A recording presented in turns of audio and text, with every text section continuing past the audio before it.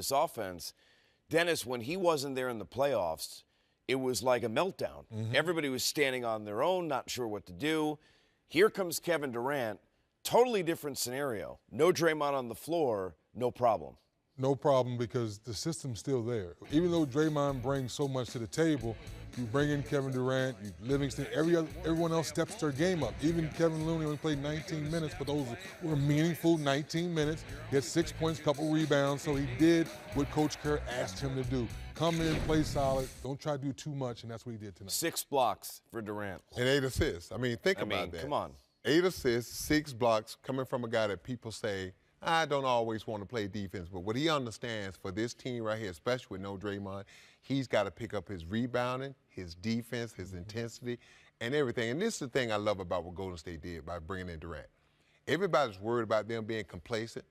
Because Durant don't have a championship. Right. He wants one bad, so he's not going to allow anyone in that locker room not to give their all and be focused each and every night, because he wants his ring also. You saw one team trying to grow, a lot of talent, not sure where to go with the ball. The other team, are you ever not going to have someone open? Legitimately, every time down the floor, somebody's going to get open. Well, with the offense that Steve Kerr has, put in place, there's a lot of cutting, a lot of moving. It's not one guy standing in the post clogging up the lane. So there's always someone open. Now, on the defensive side of the ball, you have to pick your poison. Do I leave him open, leave him open? We was kind of teasing early in the game. Let Zaza get all the layups you want, because you know those other 3 guys, you know what they're going to do to you. You know, one thing in a losing effort, and I know you had an opportunity to spend a lot of time with him as a coach, Zach LaVine, going back to that, the growth of him, to be a guy who could shoot the outside jump shot. We know about the aggression inside, 31 points, 5 times he went behind the arc and got a 3-pointer. I think we're really seeing the growth of a player that's a star. In case the most amazing thing is that he's only about 65 or 70% of what he's going to be. You know, that last move when he drove to the basket where the announcer said he should have dunked the ball, and he should have, or better yet, you're down 9 points. Find your teammates for that 3, and that's going to be the other part. Right now, he's just figured out how to get a shot for himself.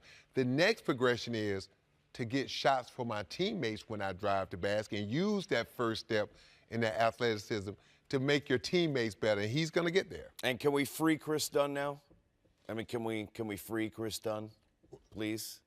I hope. I mean, because you're saying, why would you pick the young man so high up and not give him an opportunity? Now, maybe there's other things going on the practice court we're not seeing. Maybe Coach Tibbs don't have that confidence in him yet, but I'd like to see a little bit more. How can a young player grow without making mistakes?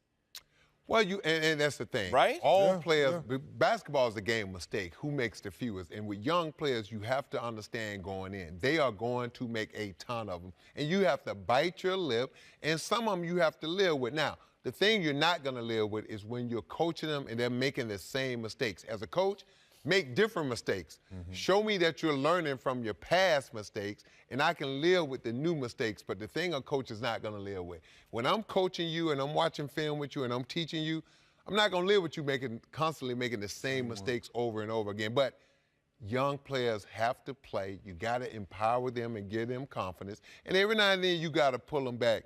But for the most part, you got to let them play, because this time next year, you don't want to be developing players. You want guys understanding who and what they are. That's 11 in a row for the Warriors. They're as good as advertised, people.